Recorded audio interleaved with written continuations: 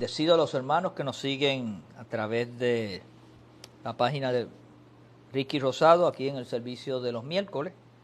Después todo lo pasan a la página de la Iglesia Fe y Gracia y también nuestro canal de YouTube, Apóstol Ricky Rosado. Estamos en el capítulo 22, estudiando el modelo de Jesús, los evangelios sinópticos. Si usted quiere oír toda esta enseñanza, allá hay, casi, yo no sé si como año y medio o 2 años, compartiendo todo el modelo de Jesús. Y esa es la espina dorsal de la iglesia, porque nosotros somos la iglesia de Jesucristo, somos la iglesia del Señor Jesucristo.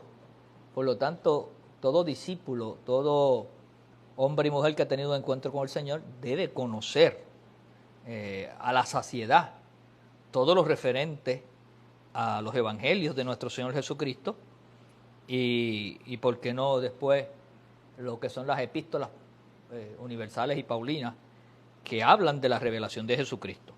Pero nosotros estamos ya en el capítulo 22, que conforme a Lucas es un evangelio más a los gentiles, más abierto. Lucas señaló cosas que los otros 2 evangelios, entiéndase Mateo y Marcos, no especifican. Cada uno tiene la cultura de expresarse y cada uno tiene una óptica de lo que ve, ¿verdad? Y según sus costumbres y según sus experiencias de vida. Y esa es la diversidad que nos enriquece.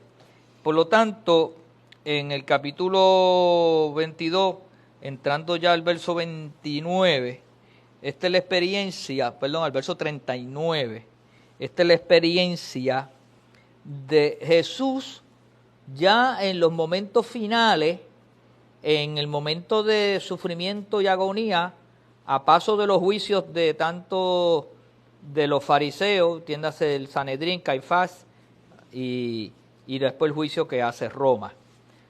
Pues ya estamos a punto de entrar en lo que se conoce como la muerte y pasión. Esto sería el preámbulo A. Y dice, y saliendo se fue como solía al monte de los olivos, que también se le conoce como el huerto de Getsemaní, ¿verdad? Y sus discípulos también le siguieron. Cuando llegó a aquel lugar, les dijo, orad que no entréis en tentación. Este es un momento íntimo, ya habían tenido la cena, habían tenido todas esas particularidades, habían tenido la experiencia de Judas cuando se marcha, ¿verdad? Por la revelación que Cristo hace, lo que Jesús había dicho acerca de Pedro, que iba a pasar, bueno, una serie de acontecimientos, ya eran momentos íntimos. Y en esos momentos íntimos, una de las cosas bien importantes que el Señor dice, orad que no entréis en tentación. Y quiero hacer un paréntesis ahí, o un detente, porque es importante que veamos la revelación que el Señor le expresa aquí. La oración o la vida de oración te ayuda a vencer tentaciones. Te ayuda a vencer los ofrecimientos de la carne, los ofrecimientos del mundo, los ofrecimientos, la desobediencia, el hacer cosas que luego nos tenemos que arrepentir. Eso, la oración, la vida de oración, el tiempo de oración, de meditación, de estar en la presencia del Señor te ayuda a vencer eso. Entonces Jesús dio una clave aquí y en este mismo verso lo dice 2 veces. Orad para que no entréis en tentación. Entonces él se apartó de ellos a una distancia como de un tiro de piedra, un tiro de piedra, como qué sé yo, 40 pies, 30 pies, 20 pies.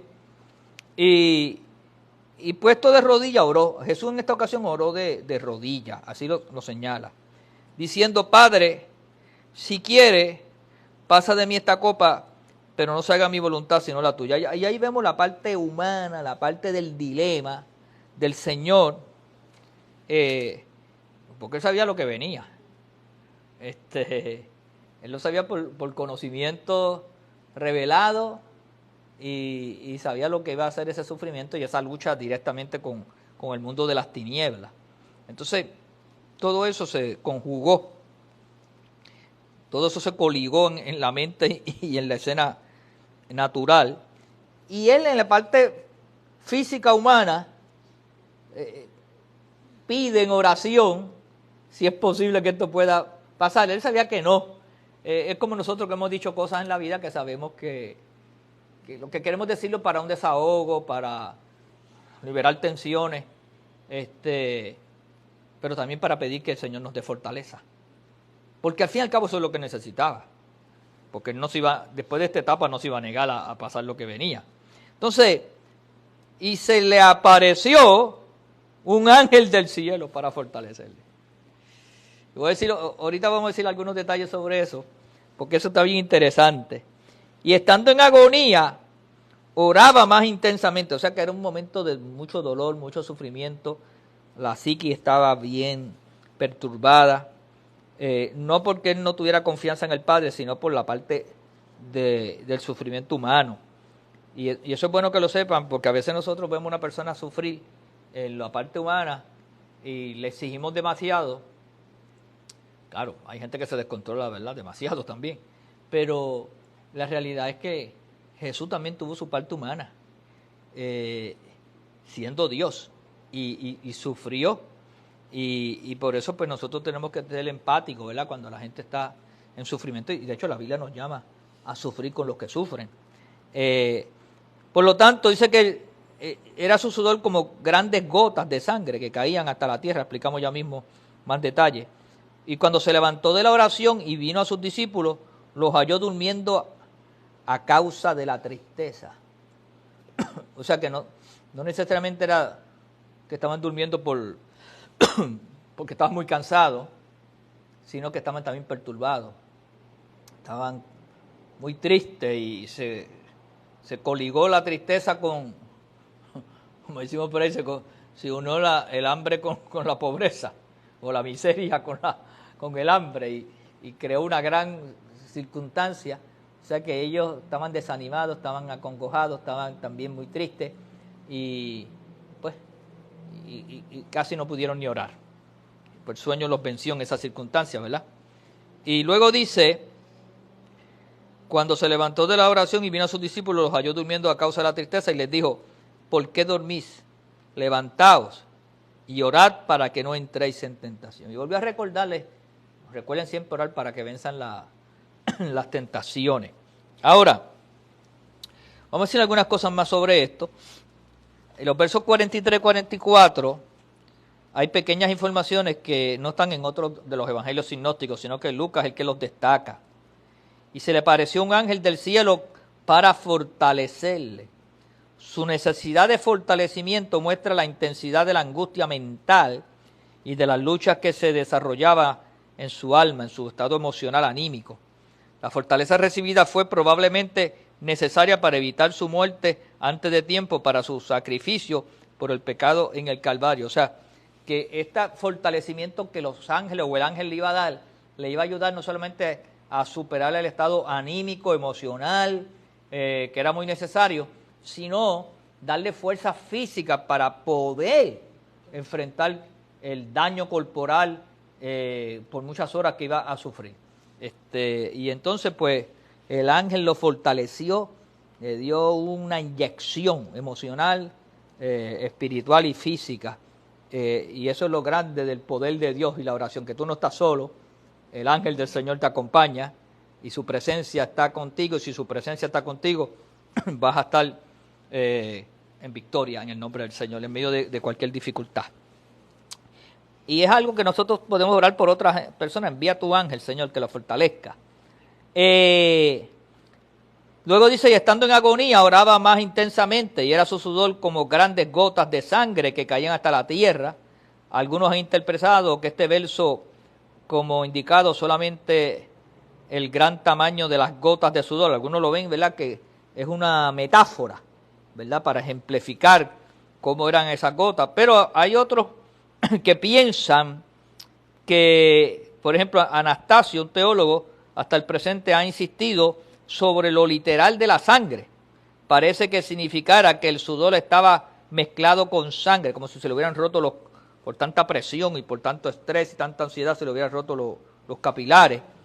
Este es un pensamiento, ¿verdad?, dando así la impresión de que la sangre pura corría por los poros de Jesús. Muchas autoridades testifican que los grandes sufrimientos o agonías mentales pueden hacer que la sangre se mezcle con el sudor en el cuerpo humano. O sea que hay varios pensamientos en eso. No, nada más yo se los comparto. El verso 47, este capítulo tiene 71 versos, dice, mientras él aún hablaba, se presentó una turba. Una turba es un grupo de gente violenta. Y el que se llamaba Judas, uno de los 12, iba al frente de ellos. Ya eso estaba planificado. Y se acercó hasta Jesús para besarle. Entonces Jesús le dijo, Judas, con un beso entregas al Hijo del Hombre. Porque Judas había dicho, al que yo bese, ese es. Acuérdate que los otros 11 en alguna manera se parecían un poco al Señor en la forma, ya, las costumbres hacen que la gente se vistan casi iguales, que actúen casi iguales y ese tipo de cosas. Y viendo los que, y estaba oscuro, eso era un lugar oscuro allí, con mucha más gente llegando. Y ellos no querían fallar en arrestar al que querían arrestar. Por lo tanto, Judas era el que lo iba a identificar. Y viendo los que estaban con él, lo que había de acontecer, le dijeron, Señor, ¿heriremos a espada? Yo vi la turba que venían caminando y todo lo que venía, y lo que Judas hizo, dijo, pues aquí va a haber un arresto, aquí ya esto es inminente, pues nos vamos a defender al Señor. Y uno de ellos hirió a un siervo del sumo sacerdote y le cortó la oreja derecha. Aquí no dice exactamente quién fue, pero en los otros capítulos sinópticos habla que fue Pedro, ¿verdad? Y entonces, respondiendo Jesús dijo, basta ya, dejad, o sea, no intervengan, dejen que esto transcurra. Y tocando su oreja, la sanó. Parece que la oreja quedó desprendida, pero no se cayó completamente. Y Jesús lo que hizo fue que la conectó, la pegó y la sangre cesó. Y no se vieron los puntos. Quedó perfecta. O sea que hasta en momentos tan críticos como ese, el Señor seguía haciendo milagros. Y Jesús dijo a los principales sacerdotes o a los jefes de la guardia del templo y a los ancianos, o sea, ellos mandaron un representante de todas las corrientes que tenían ellos, del Sanedrín, de la guardia del templo, porque acuérdense que Caifás y el Sanedrín tenían su guardia y Roma tenía su guardia. Y luego dice que habían venido contra él. Y Jesús dijo, como contra un ladrón habéis salido con espada y palos. Habiendo estado con vosotros cada día en el templo, no extendisteis las manos contra mí, mas esta es vuestra hora y la potestad de las tinieblas. El Señor dijo ahí una palabra de cumplimiento profético, dijo, llegó la hora, llegó el momento, esto es lo que ha estado profetizado, y llegó la hora de las tinieblas. Aquí viene el gran enfrentamiento entre la luz y las tinieblas, entre Satanás y el Señor enviado a libertar al mundo del pecado. Será la hora culminante o el comienzo de la hora culminante, ¿verdad? Lucas agrega dos pequeñas informaciones que no se encuentran en los otros sinópticos. En el verso 48 informa que Jesús dijo a Judas, Judas, con un beso entregas al Hijo del Hombre. Es aquí donde especifica ese detalle. Y encontramos una adición más importante en el verso 51. Allí Lucas informa que Jesús sanó al siervo del sumo sacerdote a quien le habían cortado la oreja. Esto no es solo otro hecho en cuanto a la vida de Jesús, sino que nos da también algunas vislumbres del interés especial de Lucas como médico. O sea, aquí el teólogo o el comentarista quiere señalar que hay unas referencias en lugares específicos del libro de Lucas que reflejan la capacidad del escritor o características del escritor. Y en la forma que Lucas hace el approach, el acercamiento a esta escena, se ve que es una persona que conoce de detalles de la medicina o cómo se manejan ciertos aspectos, porque los otros dos evangelios no destacaron ese detalle que Lucas lo destaca porque pues cada uno habla de las cosas según el expertío, la capacidad que tiene o experiencias de vida, que tú dices, pues fulano de tal estuvo ahí, porque lo ve conforme a su formación, a la formación no solamente intelectual o académica o profesional, o tiene que haber también la formación a veces espiritual. Uno dice, mira, ese tiene que ser el pastor, porque nadie hubiera dicho esas expresiones, son peculiares de esa persona. Por lo tanto, como médico era natural que tomara nota de este milagro en ese detalle. Este interés especial de Lucas agrega peso a la creencia tradicional que él era médico, MD, de medicina. Para el texto, más esta es vuestra hora y la potestad de las tinieblas, el comentarista McLaren señala 3 puntos. Dice, la cruz de Jesucristo es el centro y el punto de reunión de las energías de los 3 mundos. La cruz es la marca más elevada del pecado del hombre y el triunfo temporal de las tinieblas es la eterna victoria de la luz, que venció las tinieblas. Esas 3 escenas, el comentarista lo ve ahí en manifestación. En el verso 54, y prendiéndole, le llevaron y le condujeron a casa del sumo sacerdote. O sea que esta experiencia, y no vea la casa del sumo sacerdote como una casa común y corriente como la tuya y la mía. Vea la casa del sumo sacerdote como la casa de gobierno religioso. Recuerde que los judíos no tenían gobierno secular porque era el gobierno de Roma, pero ellos tenían un gobierno religioso, algo así como el Vaticano en Roma, ¿verdad? Que es un gobierno. Pues ellos tenían un gobierno religioso respetable donde se dilucidaban bastantes cosas. De hecho, tenían un senado, un Sanedrín. Roma le permitió todo eso para que se calmaran, como nos permiten a nosotros aquí en Puerto Rico jugar a la política, para que nos calmemos, ¿verdad? Y después nos pusieron una junta que también nos gobierna. Entonces, para que nos calmemos. No, ahí no nos calmamos mucho. Y una jueza para que tome la decisión final. Y entonces, pero, y nos mandan chavitos. Es así, para que nos calmemos. Y entonces, el punto es que había un gobierno religioso. Entonces, la casa del sumo sacerdote era una casona, un casón, ¿verdad? Y Pedro le seguía de lejos. Pedro se fue cuando arrestaron al Señor. Y habiendo ellos encendido fuego en medio del patio, hay otra versión que dice en medio de la sala, se sentaron alrededor. Y Pedro se sentó también entre ellos. Pero una criada, al verle sentado al fuego, se fijó en él. Miró así de momento, yo lo he visto en muchas ocasiones. Y dijo, también estaba con él.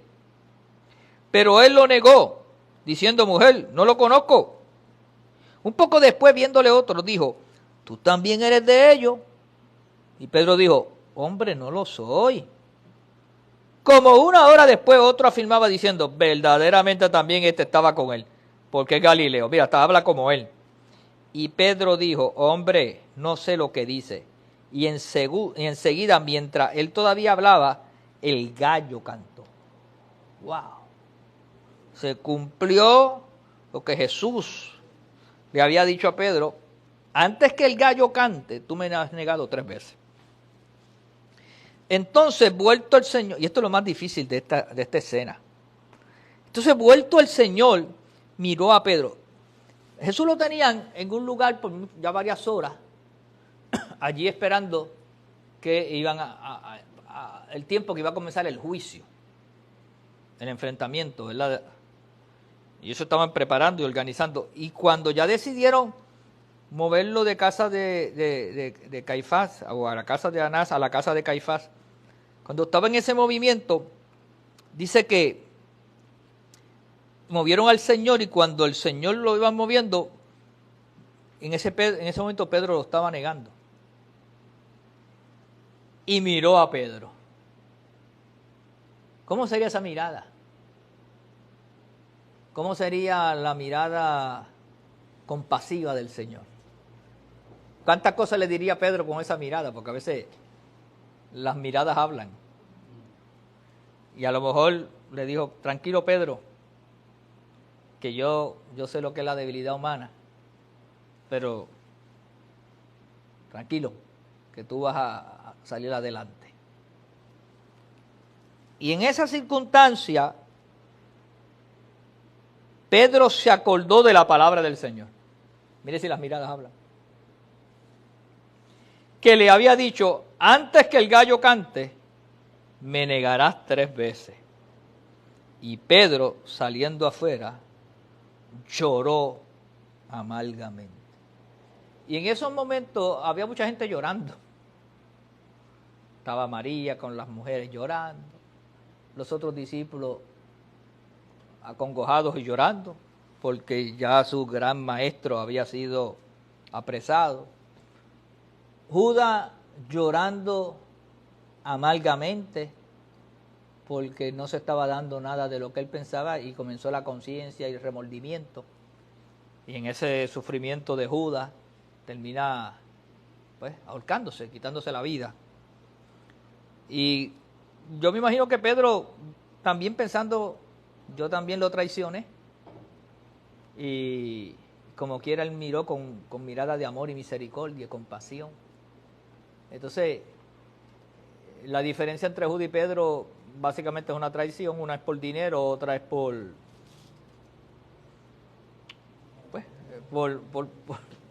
espontánea.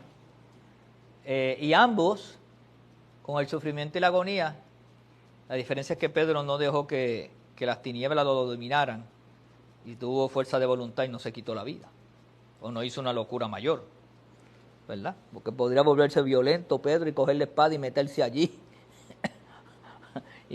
y luchar, ¿verdad? Pero por lo menos se quedó en ese tiempo, diríamos, de tranquilidad aparente, ¿verdad? En ese sentido. Lo que sí sabemos que Pedro se arrepintió y que el Señor lo dejó marcado para que regresara. Ahora, en el verso 63 dice, y los hombres que custodiaban a Jesús se burlaban de él y le golpeaban. Aquí comenzó el maltrato físico, emocional, el daño, y vendándole los ojos le golpeaban el rostro y le preguntaban diciendo, profetiza, ¿quién es el que te golpeó? Y decían otras muchas cosas injuriándole. O sea, era un maltrato psicológico, era un maltrato físico el que estaba ocasionándosela al Señor. Entonces lo llevan ante el concilio. Concilio es el lugar donde ellos tenían su asamblea, ¿verdad? Y cuando era de día, se juntaron los ancianos del pueblo. Acuérdense que estos fariseos tenían religiosamente el Sanedrín, tenían los sacerdotes, tenían los ancianos. Ancianos eran unas personas que habían tomado ya unas jerarquías y eran consultados. Muchos de ellos podrían pertenecer como al Sanedrín o podrían ser escribas, que les consultaban o que estaban en las anotaciones. Y estaban los principales sacerdotes, los escribas, y habían aquí directores de sinagoga, que eran los principales también. Y le trajeron al concilio diciendo, esto es como una asamblea, ¿verdad? ¿Eres tú el Cristo? Esa fue la pregunta que se comenzó a dirigir allí en esa asamblea. ¿Eres tú el Cristo? Y para el judío, el Cristo o el Mesías eran rangos de lo profético, de lo que los profetas habían anunciado y que ellos estaban esperando por años, la manifestación del Mesías, la manifestación de el Cristo. El Cristo es el enviado, el Cristo es el ungido. Eso es lo que significa la palabra Cristo, ¿verdad? Por lo tanto, ellos están ahí usando esta frase porque saben que si el Señor contestaba conforme a la pregunta en afirmativo, era una evidencia ya para ellos tomar el testimonio como bueno. Por eso le dicen, dínoslo. Y les dijo, si os lo dijere, ¿no creeréis? Era una pregunta compuesta. O sea, si yo se los digo, ¿van a creer o no van a creer? Y también si os preguntare, ¿no me responderéis ni me soltaréis? En otras palabras, Jesús le dijo, ustedes lo que están buscando es la ocasión para tener el elemento de juicio, según su ordenamiento, para poder no solamente encauzarme, sino dictar sentencia. O sea, que no vale lo que yo conteste en sí. Ustedes como quiera están buscando el punto. Pero desde ahora, el Hijo del Hombre se sentará a la diestra del poder de Dios. Entonces se lo contestó a la manera que él quería contestarlo. No bajo la pregunta que ellos le hicieron, sino con un señalamiento, con algo que iba a quedar escrito para la historia. ¿Sabe lo que ustedes están haciendo? Ustedes están provocando que se cumpla la profecía, porque desde ahora el Hijo del Hombre, que no es otra cosa que el Hijo de Dios, se sentará a la diestra del poder de Dios. Dijeron todo. Luego, ¿eres tú el Hijo de Dios? Se lo volvieron a hacer en forma de pregunta. El que estaba dirigiendo estos procesos sabía lo que era la ley. Y él les dijo, vosotros decís que lo soy. Ustedes son los que lo están diciendo. O sea, es que Cristo, en defensa, realmente nunca le dio el parlamento que ellos necesitaban para montar el sumario fiscal, si lo queremos llamar de esa manera. Entonces ellos dijeron, ¿qué más testimonio necesitamos? Porque nosotros mismos lo hemos oído de su boca. Entonces ellos juntaron todo lo que estaba pasando allí para decir que él lo dijo. Cuando él lo que dijo fue que se le fue todo el tiempo por el ladito y estableció palabras proféticas, palabras del reino, palabras de Dios. Pero nunca le dio el argumento que ellos necesitaban. Pero cuando tú vas a un tribunal donde el juez, el fiscal, el abogado, los testigos y todo el mundo está confabulado, por más que haga, no hay forma ni manera. Si esto lo cogen abogados conocedores, van a demostrar que el Señor nunca se incriminó, sino que Él habló la palabra del reino. Como cuestión de hecho, que lo vamos a ver la semana que viene, a Él lo llevan con este supuesto testimonio arreglado a Roma, allí en Judea, ¿verdad? Pero el gobernante representa a Roma, para que lo enjuicien, porque ellos no pueden matar, menos en esa fecha, y no pueden matar porque quien tenía la autoridad de la pena de muerte era Roma, y Roma no le encontró causa. Acuérdense que lo vamos a ver Pilato y Herodes y vinca para acá y para allá. Pero si este hombre no tiene. Y a lo último, como la presión del pueblo era tan grande y la influencia era tan grande y el tipo no quería calentarse con Roma, porque había tenido ya unas situaciones Pilato allá y Herodes y están buscando cómo suavizar la cosa. Ellos lo que hacen es que le presentan una alternativa, porque el otro ya tenía sentencia de muerte, Barrabás. Lo que estaba esperando era el día que le tocara. Y usaron ese subterfugio para ver si se salían del problema, y la cosa le salió chueca porque el pueblo los pusieron a escoger y dijeron, pues te va a escoger al que le toca, y como esos académicos, ya eso está, Roma lo autorizó, que muriera, y le escogieron a Jesús. Y entonces cuando eso ocurre, pues dijo, pues me voy a lavar las manos porque no hay de otra. Yo por lo menos hice lo que pude.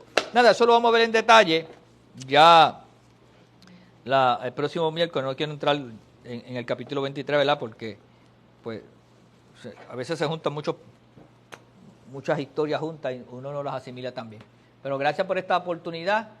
Dios bendiga en cada corazón la palabra. Recuerde que todas estas enseñanzas están ahí en nuestras páginas y usted la puede disfrutar en el tiempo que usted lo disponga.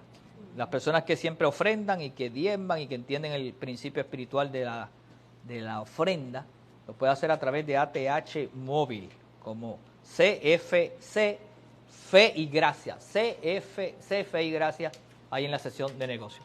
Que Dios les continúe bendiciendo. Nos vemos el fin de semana de padres aquí en esta experiencia de fe, que he puesto esto muy bonito para el domingo. Bendiciones.